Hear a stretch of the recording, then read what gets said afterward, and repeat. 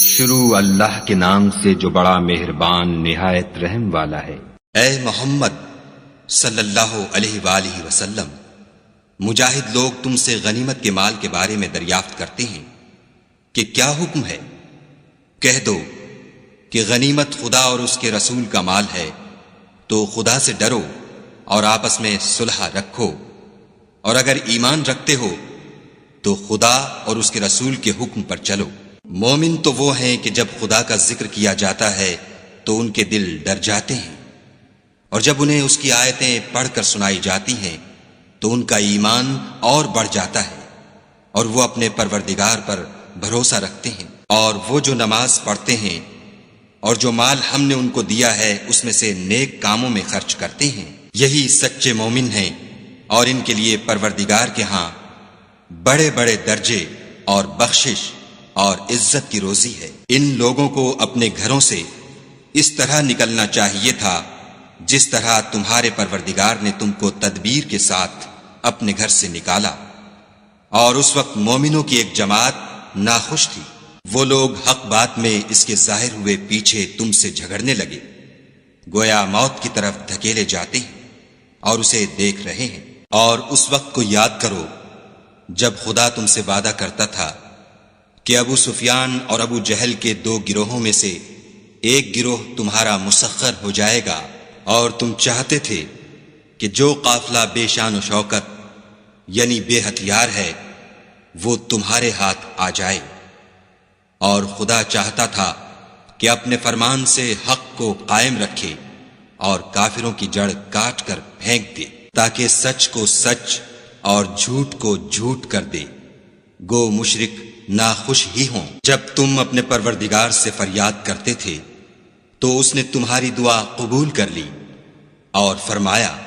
کہ تسلی رکھو، ہم 1000 فرشتوں سے جو ایک دوسرے کے پیچھے آتے جائیں گے تمہاری مدد کریں گے۔ اور اس مدد کو خدا نے محض بشارت بنایا تھا کہ تمہارے دل اس سے اطمینان حاصل کریں، اور مدد تو اللہ ہی کی طرف سے ہے، بے شک خدا غالب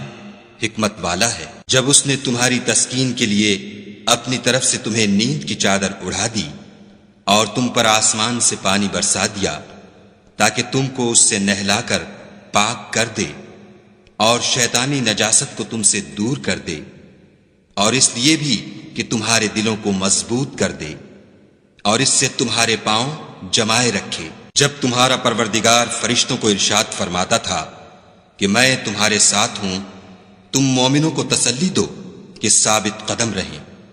میں ابھی ابھی کافروں کے دلوں میں رعب و ہیبت ڈالے دیتا ہوں، تو ان کے سر مار کر اڑا دو اور ان کا پور پور مار کر توڑ دو۔ یہ سزا اس لیے دی گئی کہ انہوں نے خدا اور اس کے رسول کی مخالفت کی،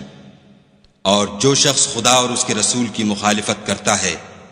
تو خدا بھی سخت عذاب دینے والا ہے۔ یہ مزہ تو یہاں چکھو اور یہ جانے رہو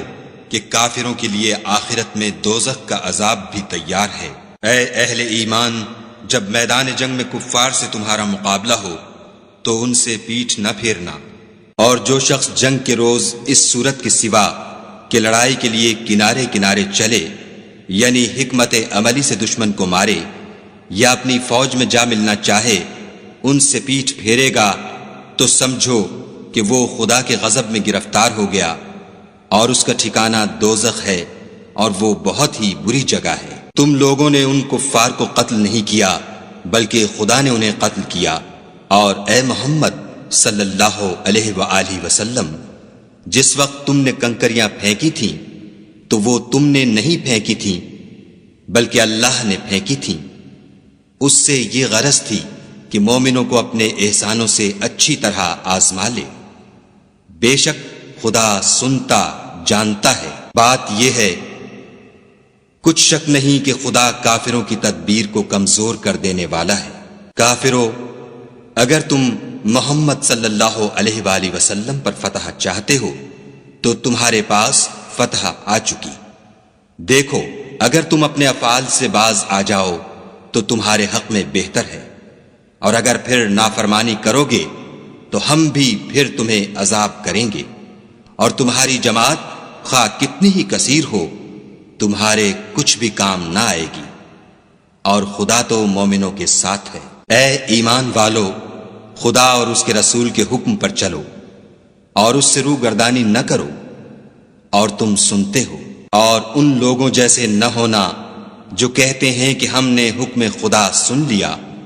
مگر حقیقت میں نہیں سنتے۔ کچھ شک نہیں کہ خدا کے نزدیک تمام جانداروں سے بدتر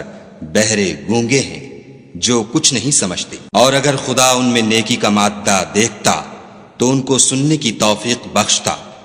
اور اگر بغیر صلاحیت ہدایت کے سماعت دیتا تو وہ منہ پھیر کر بھاگ جاتے۔ مومنو، خدا اور اس کے رسول کا حکم قبول کرو،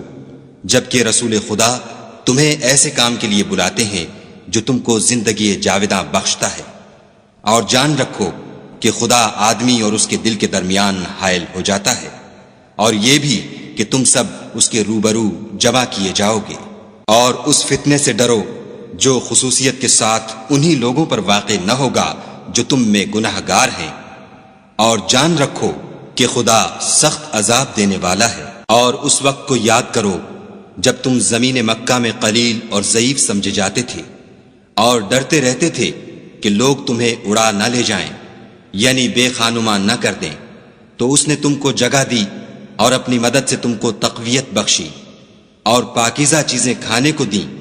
تاکہ اس کا شکر کرو۔ اے ایمان والو، نہ تو خدا اور رسول کی امانت میں خیانت کرو اور نہ اپنی امانتوں میں خیانت کرو، اور تم ان باتوں کو جانتے ہو، اور جان رکھو کہ تمہارا مال اور اولاد بڑی آزمائش ہے، اور یہ کہ خدا کے پاس نیکیوں کا بڑا ثواب ہے۔ مومنو، اگر تم خدا سے ڈرو گے تو وہ تمہارے لیے امر فارق پیدا کر دے گا، یعنی تم کو ممتاز کر دے گا اور تمہارے گناہ مٹا دے گا اور تمہیں بخش دے گا، اور خدا بڑے فضل والا ہے۔ اور اے محمد صلی اللہ علیہ وآلہ وسلم، اس وقت کو یاد کرو جب کافر لوگ تمہارے بارے میں چال چل رہے تھے کہ تم کو قید کر دیں یا جان سے مار دیں یا وطن سے نکال دیں، تو ادھر تو وہ چال چل رہے تھے اور ادھر خدا چال چل رہا تھا، اور خدا سب سے بہتر چال چلنے والا ہے۔ اور جب ان کو ہماری آیتیں پڑھ کر سنائی جاتی ہیں تو کہتے ہیں یہ کلام ہم نے سن لیا ہے، اگر ہم چاہیں تو اسی طرح کا کلام ہم بھی کہہ دیں، اور یہ ہے ہی کیا، صرف اگلے لوگوں کی حکایتیں ہیں۔ اور جب انہوں نے کہا کہ اے خدا، اگر یہ قرآن تیری طرف سے برحق ہے تو ہم پر آسمان سے پتھر برسا یا کوئی اور تکلیف دینے والا عذاب بھیج۔ اور خدا ایسا نہ تھا کہ جب تک تم ان میں تھے انہیں عذاب دیتا، اور نہ ایسا تھا کہ وہ بخشش مانگے اور انہیں عذاب دے۔ اور اب ان کے لیے کون سی وجہ ہے کہ وہ انہیں عذاب نہ دے، جبکہ وہ مسجد محترم میں نماز پڑھنے سے روکتے ہیں، اور وہ اس مسجد کے متولی بھی نہیں ہیں، اس کے متولی تو صرف پرہیزگار ہیں، لیکن ان میں کے اکثر نہیں جانتے۔ اور ان لوگوں کی نماز خانہ کعبہ کے پاس سیٹیاں اور تالیاں بجانے کے سوا کچھ نہ تھی، تو تم جو کفر کرتے تھے اب اس کے بدلے عذاب کا مزہ چکھو۔ جو لوگ کافر ہیں اپنا مال خرچ کرتے ہیں کہ لوگوں کو خدا کے رستے سے روکیں، سو ابھی اور خرچ کریں گے، مگر آخر وہ خرچ کرنا ان کے لیے موجب افسوس ہوگا، اور وہ مغلوب ہو جائیں گے، اور کافر لوگ دوزخ کی طرف ہانکے جائیں گے، تاکہ خدا پاک سے ناپاک کو الگ کر دے اور ناپاک کو ایک دوسرے پر رکھ کر ایک ڈھیر بنا دے، پھر اس کو دوزخ میں ڈال دے۔ یہی لوگ خسارہ پانے والے ہیں۔ اے پیغمبر صلی اللہ علیہ وآلہ وسلم، کفار سے کہہ دو کہ اگر وہ اپنے افعال سے باز آ جائیں تو جو ہو چکا وہ انہیں معاف کر دیا جائے گا، اور اگر پھر وہی حرکات کرنے لگیں گے تو اگلے لوگوں کا جو طریق جاری ہو چکا ہے وہی ان کے حق میں برتا جائے گا۔ اور ان لوگوں سے لڑتے رہو یہاں تک کہ فتنہ یعنی کفر کا فساد باقی نہ رہے اور دین سب خدا ہی کا ہو جائے، اور اگر باز آ جائیں تو خدا ان کے کاموں کو دیکھ رہا ہے، اور اگر روگردانی کریں تو جان رکھو کہ خدا تمہارا حمایتی ہے، اور وہ خوب حمایتی اور خوب مددگار ہے۔ اور جان رکھو کہ جو چیز تم کفار سے لوٹ کر لاؤ اس میں سے 5واں حصہ خدا کا اور اس کے رسول کا اور اہل قرابت کا اور یتیموں کا اور محتاجوں کا اور مسافروں کا ہے۔ اگر تم خدا پر اور اس نصرت پر ایمان رکھتے ہو جو حق و باطل میں فرق کرنے کے دن یعنی جنگ بدر میں جس دن دونوں فوجوں میں مٹھ بھیڑ ہو گئی، اپنے بندے محمد صلی اللہ علیہ وآلہ وسلم پر نازل فرمائی، اور خدا ہر چیز پر قادر ہے۔ جس وقت تم مدینے سے قریب کے ناکے پر تھے اور کافر بعید کے ناکے پر، اور قافلہ تم سے نیچے اتر گیا تھا، اور اگر تم جنگ کے لیے آپس میں قرارداد کر لیتے تو وقت معین پر جمع ہونے میں تقدیم و تاخیر ہو جاتی، لیکن خدا کو منظور تھا کہ جو کام ہو کر رہنے والا تھا اسے کر ہی ڈالے، تاکہ جو مرے بصیرت پر یعنی یقین جان کر مرے، اور جو جیتا رہے وہ بھی بصیرت پر یعنی حق پہچان کر جیتا رہے،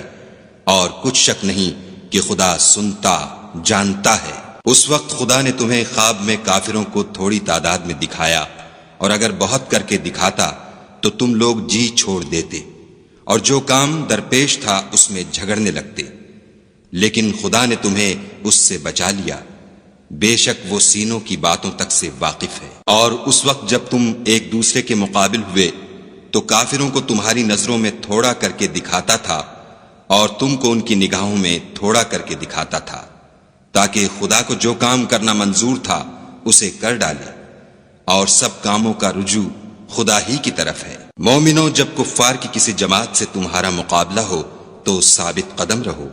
اور خدا کو بہت یاد کرو تاکہ مراد حاصل کرو، اور خدا اور اس کے رسول کے حکم پر چلو، اور آپس میں جھگڑا نہ کرنا کہ ایسا کرو گے تو تم بزدل ہو جاؤ گے اور تمہارا اقبال جاتا رہے گا، اور صبر سے کام لو کہ خدا صبر کرنے والوں کا مددگار ہے۔ اور ان لوگوں جیسے نہ ہونا جو اتراتے ہوئے یعنی حق کا مقابلہ کرنے کے لیے اور لوگوں کو دکھانے کے لیے گھروں سے نکل آئے اور لوگوں کو خدا کی راہ سے روکتے ہیں، اور جو اعمال یہ کرتے ہیں خدا ان پر احاطہ کیے ہوئے ہے۔ اور جب شیطانوں نے ان کے اعمال ان کو آراستہ کر دکھائے اور کہا کہ آج کے دن لوگوں میں کوئی تم پر غالب نہ ہوگا اور میں تمہارا رفیق ہوں، لیکن جب دونوں فوجیں ایک دوسرے کے مقابل صف آرا ہوئیں تو پسپا ہو کر چل دیا اور کہنے لگا کہ مجھے تم سے کوئی واسطہ نہیں، میں تو ایسی چیزیں دیکھ رہا ہوں جو تم نہیں دیکھ سکتے، مجھے تو خدا سے ڈر لگتا ہے، اور خدا سخت عذاب کرنے والا ہے۔ اس وقت منافق اور کافر جن کے دلوں میں مرض تھا کہتے تھے کہ ان لوگوں کو ان کے دین نے مغرور کر رکھا ہے، اور جو شخص خدا پر بھروسہ رکھتا ہے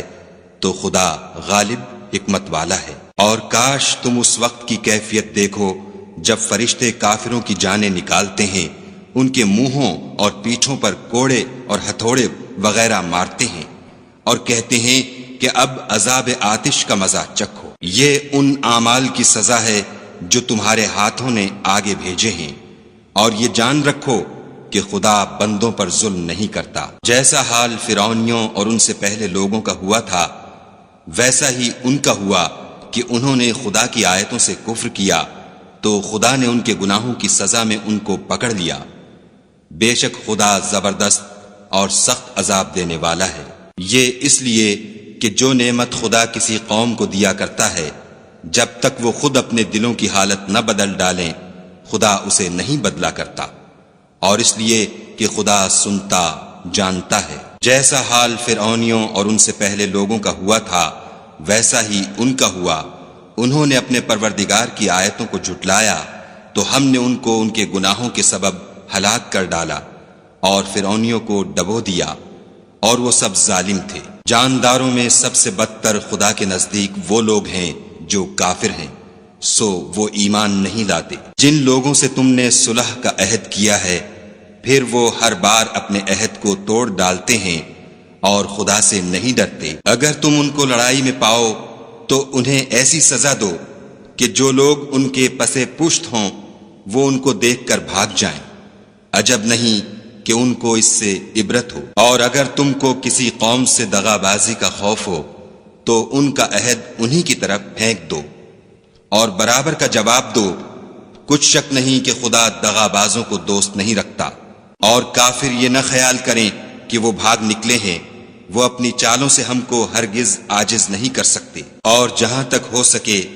فوج کی جمعیت کے زور سے اور گھوڑوں کے تیار رکھنے سے ان کے مقابلے کے لیے مستعد رہو کہ اس سے خدا کے دشمنوں اور تمہارے دشمنوں اور ان کے سوا اور لوگوں پر جن کو تم نہیں جانتے، اور خدا جانتا ہے ہیبت بیٹھی رہے گی، اور تم جو کچھ راہ خدا میں خرچ کرو گے اس کا ثواب تم کو پورا پورا دیا جائے گا، اور تمہارا ذرا نقصان نہ کیا جائے گا۔ اور اگر یہ لوگ صلح کی طرف مائل ہوں تو تم بھی اس کی طرف مائل ہو جاؤ، اور خدا پر بھروسہ رکھو، کچھ شک نہیں کہ وہ سب کچھ سنتا اور جانتا ہے۔ اور اگر یہ چاہیں کہ تم کو فریب دیں تو خدا تمہیں کفایت کرے گا، وہی تو ہے جس نے تم کو اپنی مدد سے اور مسلمانوں کی جمعیت سے تقویت بخشی اور ان کے دلوں میں الفت پیدا کر دی، اور اگر تم دنیا بھر کی دولت خرچ کرتے تب بھی ان کے دلوں میں الفت پیدا نہ کر سکتے، مگر خدا ہی نے ان میں الفت ڈال دی،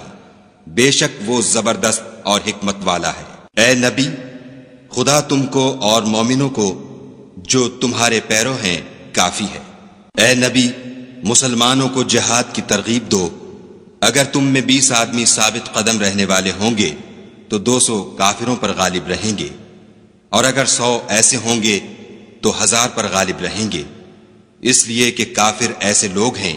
کہ کچھ بھی سمجھ نہیں رکھتے۔ اب خدا نے تم پر سے بوجھ ہلکا کر دیا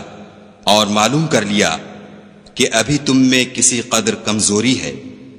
بس اگر تم میں 100 ثابت قدم رہنے والے ہوں گے تو 200 پر غالب رہیں گے، اور اگر 1000 ہوں گے تو خدا کے حکم سے 2000 پر غالب رہیں گے، اور خدا ثابت قدم رہنے والوں کا مددگار ہے۔ پیغمبر کو شایع نہیں کہ اس کے قبضے میں قیدی رہیں جب تک کافروں کو قتل کر کے زمین میں کثرت سے خون نہ بہا دے۔ تم لوگ دنیا کے مال کے طالب ہو اور خدا آخرت کی بھلائی چاہتا ہے، اور خدا غالب حکمت والا ہے۔ اگر خدا کا حکم پہلے نہ ہو چکا ہوتا تو جو فدیہ تم نے لیا ہے اس کے بدلے تم پر بڑا عذاب نازل ہوتا۔ تو جو مال غنیمت تمہیں ملا ہے اسے کھاؤ کہ وہ تمہارے لیے حلال طیب ہے، اور خدا سے ڈرتے رہو، بے شک خدا بخشنے والا مہربان ہے۔ اے پیغمبر، جو قیدی تمہارے ہاتھ میں گرفتار ہیں ان سے کہہ دو کہ اگر خدا تمہارے دلوں میں نیکی معلوم کرے گا تو جو مال تم سے چھن گیا ہے اس سے بہتر تمہیں عنایت فرمائے گا، اور تمہارے گناہ بھی معاف کر دے گا، اور خدا بخشنے والا مہربان ہے۔ اور اگر یہ لوگ تم سے دغا کرنا چاہیں گے تو یہ پہلے ہی خدا سے دغا کر چکے ہیں، تو اس نے ان کو تمہارے قبضے میں کر دیا، اور خدا دانا حکمت والا ہے۔ جو لوگ ایمان لائے اور وطن سے ہجرت کر گئے اور خدا کی راہ میں اپنے مال اور جان سے لڑے وہ، اور جنہوں نے ہجرت کرنے والوں کو جگہ دی اور ان کی مدد کی وہ آپس میں ایک دوسرے کے رفیق ہیں۔ اور جو لوگ ایمان تو لے آئے لیکن ہجرت نہیں کی تو جب تک وہ ہجرت نہ کریں تم کو ان کی رفاقت سے کچھ سروکار نہیں، اور اگر وہ تم سے دین کے معاملات میں مدد طلب کریں تو تم کو مدد کرنی لازم ہے، مگر ان لوگوں کے مقابلے میں کہ تم میں اور ان میں صلح کا عہد ہو مدد نہیں کرنی چاہیے، اور خدا تمہارے سب کاموں کو دیکھ رہا ہے۔ اور جو لوگ کافر ہیں وہ بھی ایک دوسرے کے رفیق ہیں۔ تو مومنو، اگر تم یہ کام نہ کرو گے تو ملک میں فتنہ برپا ہو جائے گا اور بڑا فساد مچے گا۔ اور جو لوگ ایمان لائے اور وطن سے ہجرت کر گئے اور خدا کی راہ میں لڑائیاں کرتے رہے، اور جنہوں نے ہجرت کرنے والوں کو جگہ دی اور ان کی مدد کی، یہی لوگ سچے مسلمان ہیں، ان کے لیے خدا کے ہاں بخشش اور عزت کی روزی ہے۔ اور جو لوگ بعد میں ایمان لائے اور وطن سے ہجرت کر گئے اور تمہارے ساتھ ہو کر جہاد کرتے رہے، وہ بھی تمہی میں سے ہیں، اور رشتہ دار خدا کے حکم کی روح سے ایک دوسرے کے زیادہ حقدار ہیں۔ کچھ شک نہیں کہ خدا ہر چیز سے واقف ہے۔